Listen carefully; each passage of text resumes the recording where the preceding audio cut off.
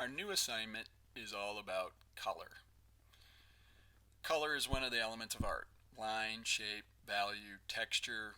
Of those, color is probably the most complex. In years past, I have taught classes for entire semesters that are just about color, and really we just get to the tip of the iceberg. So let's dive in. What is color, first of all? It is light, essentially. And by this definition, it says color is the spectrum of visible light found within the electromagnetic spectrum. Right? Color is also perception, right? How we see the world around us.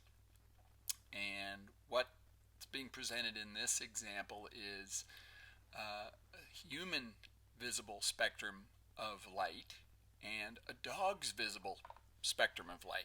There's actually a really interesting podcast that is done by Radiolab, and they set each animal and humans spectral perception to sound. It's really pretty interesting. There's actually a lot of great podcasts about color out there. And if you're starting to get more interested in this as we go through our assignment, those are really worth broadening kind of your ideas about what color is, what it can be, what it has been, how we perceive it, etc. So it's light, it's perception, it's also going hand in hand with the idea of light and perception, it's reflection. The colors of objects that we see in the world around us are really based on the amounts of light that our eye takes in, and by the light that is either reflected or absorbed from objects. Color can also be a construct. Our understanding of color is based on the world around us.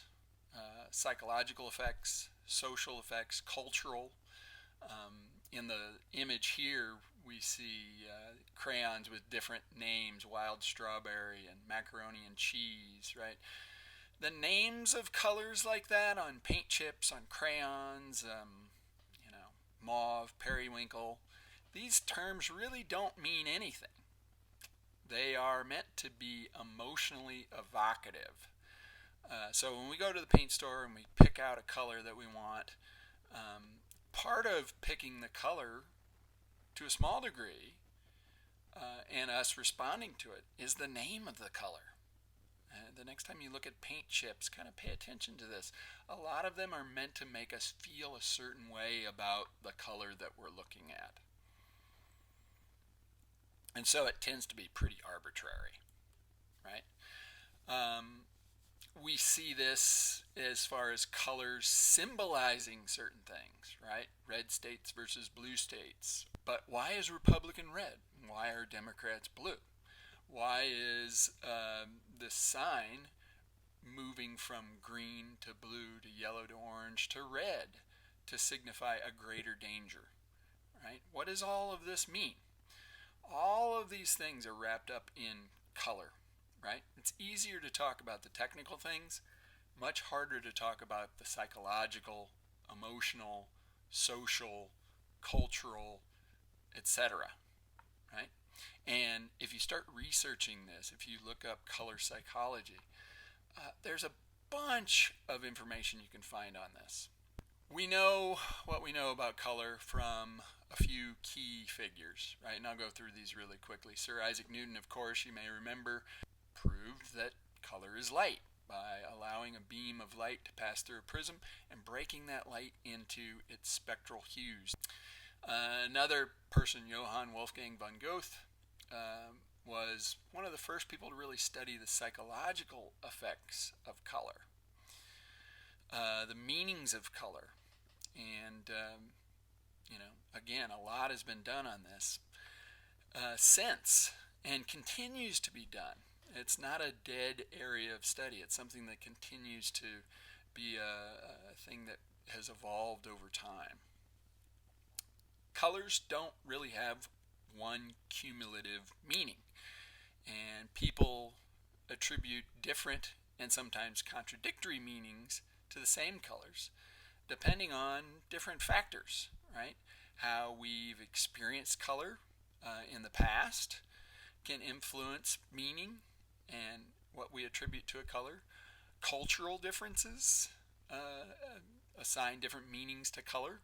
I remember reading how the Japanese use white for mourning rather than black, whereas we typically think of white for weddings in one context. And of course, our associations also come from context, right? We think about our experiences and we assign meaning based on what we already know and then what is reaffirmed. Marketing of products is hugely interested in the psychological perception of color. Again, you can find a lot of information on this. Going back to the idea that color is light, right? We, again, perceive things as having color based on the amount of the spectral hues that are absorbed or reflected. So, for example, you see the white object, it reflects all of the spectral hues. Here they're represented in primaries of light, red, green, and blue. And of course, the black object is absorbing most of that light, and so we experience that object as being very dark. A red object, in this instance, of course, is reflecting the red part of the spectrum, and the rest of the spectral hues are absorbed by that. Right? Artists have been interested in color and light for a long time.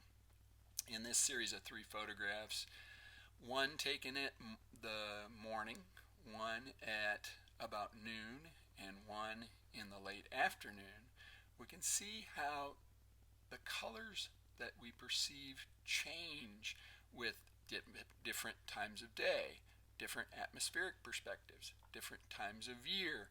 All of these kinds of factors can change how we see things.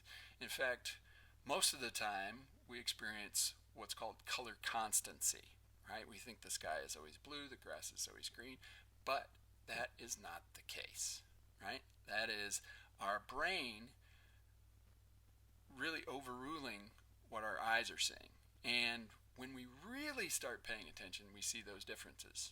Now, we see those differences anyway when it's very dramatic, a dramatic sunset. We experience the beautiful colors that we think only show up then. Well, they're just very dramatic and pronounced, and so we experience that in that moment. But this is happening all the time.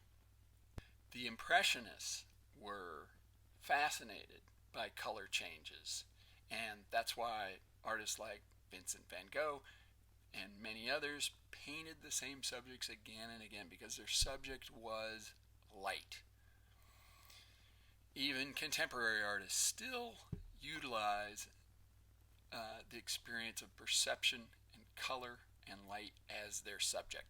As much as the subject is these really wonderful cupcakes in Wayne Thiebaud's painting, it's really also very much about color and light.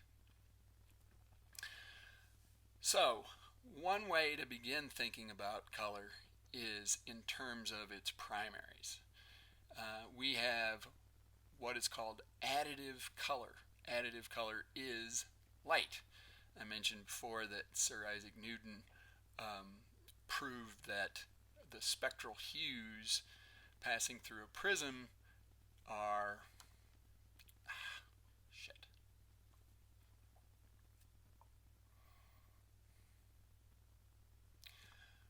Our primaries of light are red, green, and blue. And when those are recombined, we get light itself. Right? And of course, we can also see how when those colors overlap with one another, we get secondary hues. So when our primary of red and our primary of blue overlap, we get magenta. And when our red light and our green light overlap, we get yellow. This is a little counterintuitive. Most of us are more familiar with thinking about color in terms of pigment than light. What we see illustrated here are three color gamuts. Right? The visible spectrum is represented by the large solid shape. That is what our eyes can perceive in terms of color differences. Right? The RGB is represented by the pink triangle, red, green, and blue. That's typically what many monitors can project. So you can see that we can see with our human eye many more colors than what a monitor is able to project or represent. And then of course the small yellow area represents the colors that could be printed from what is seen on a monitor. So an even smaller range of color is available in pigment. So what this really is kind of showing to us again is that we can create more color, we can see more color with our eyes than is possible to be created or represented by a monitor, and what we can create with pigment is even less of a range. So I mentioned that RGB is our additive color, right? It's the primaries of light, red, green, and blue. Well, the primaries that most of us are familiar with and maybe think most easily about is pigment, right? We've learned from even way back in elementary school that when we mix yellow and blue, we get green. And when we mix yellow and red, we get orange. We mix red and blue, we get violet. And although that is true, there are some differences. Right?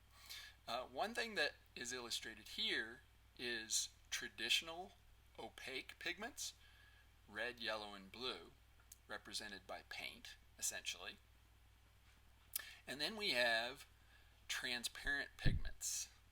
And the primaries of transparent pigments are cyan, magenta, and yellow.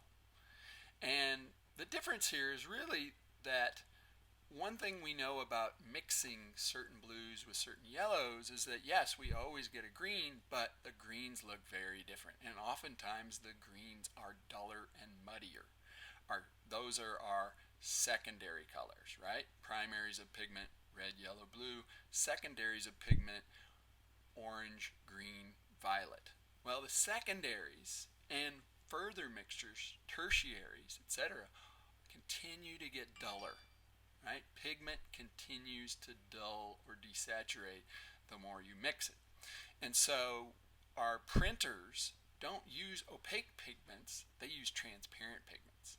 And the reason they do that is that they can more closely simulate the saturation of secondary colors. So when we mix a cyan, say, this bluish green color, and a magenta, our kind of reddish color, the violets that we can make with those transparent colors are much brighter than with opaque colors. Right? And still, we know that they are kind of a poor excuse for what we can see on the screen.